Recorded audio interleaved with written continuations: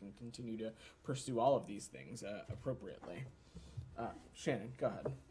Yeah. Do you anticipate during the summit that Travis King will come up in conversations? This is being held in North Korea. And are there any concerns that the summit, which is expected to anger North Korea, might create a danger for King and worsen his circumstances? So the second part of your question, I think, is a little bit of a hypothetical. I'm just not going to speculate on that.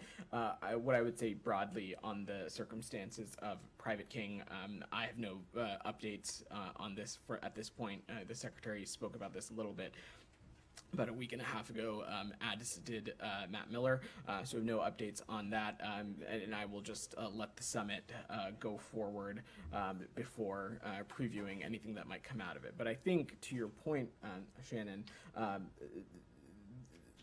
potential provocative action, potential activities by the DPRK that can be deemed as irresponsible and reckless, as destabilizing to the region, is one of the many things for why such a trilateral engagement is so important, and why we are taking these steps to further deepen our partnerships with the ROK and Japan.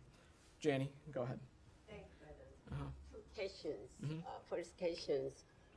Today, Russian Defense Minister Shoigu said that military cooperation between North Korea and Russia did not pose a threat to the another countries.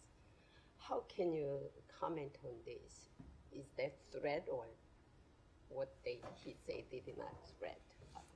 Well, Jenny, you've heard us speak about this a little bit before, and we continue to remain deeply concerned that the DPRK continues to provide military support to Russia's war of aggression against Ukraine. And the Defense Minister Shoigu, as you noted, traveled to the DPRK to convince North Korea to sell more munitions to Russia to support Russia's war. Another piece of this is Russia having to rely on the support of interlocutors like the DPRK, like Iran, who has provided them drones, as you've heard us talk about before. I will also note that our information indicates that Russia is seeking to increase this kind of military cooperation with the DPRK.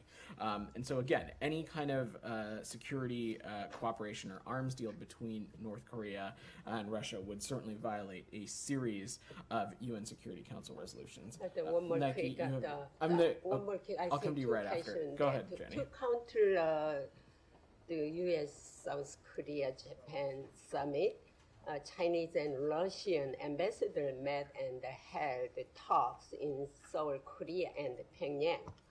What symbolism do you think this is? Sorry, could you repeat the first part of your question? Because the Chinese and the Russian ambassador met and held talks in between Seoul and Pyongyang. Got it. So I think I spoke a little bit about this, so I will just reiterate that we are concerned about the PRC's continued alignment with Russia. I will let those two countries speak to their respective bilateral engagements, but this is something that we are continuing to pay close attention to, and we have been clear to the PRC that providing lethal aid to Russia, or providing Russia the means to systemically evade our sanctions, would have serious implications. Nike, go ahead. Thank you. On the trilateral summit, can you talk about the extended deterrence amid the threats from North Korea? The United States and South Korea held its first nuclear consultative group talks under the Washington Declaration, and will such bilateral cooperation be expanded to trilateral cooperation on extended deterrence?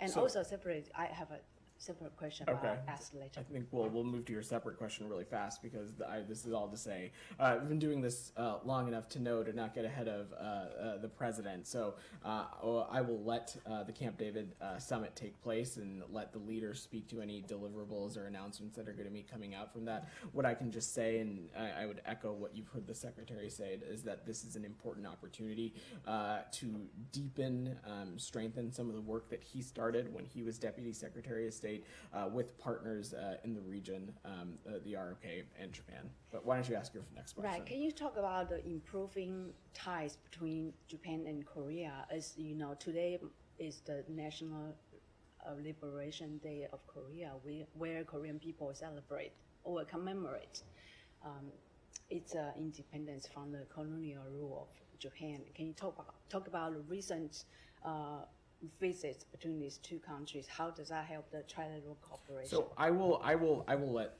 these two specific countries speak to their own bilateral relationships. But what I will just say, as from the United States perspective, as the third part of this trilateral engagement, that of course it is a good thing to see and something we certainly welcome to see the Republic of Korea and Japan deepening their partnerships as well. And China has criticized the upcoming Camp David summit as an attempt to create a mini NATO. Would you like to comment?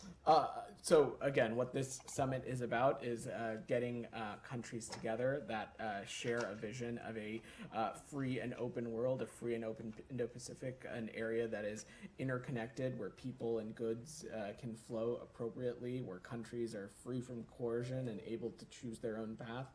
And that is what we're looking forward to having the leaders discuss this at the end of this week at Camp David, and I'm sure that they will have more to announce from there as well.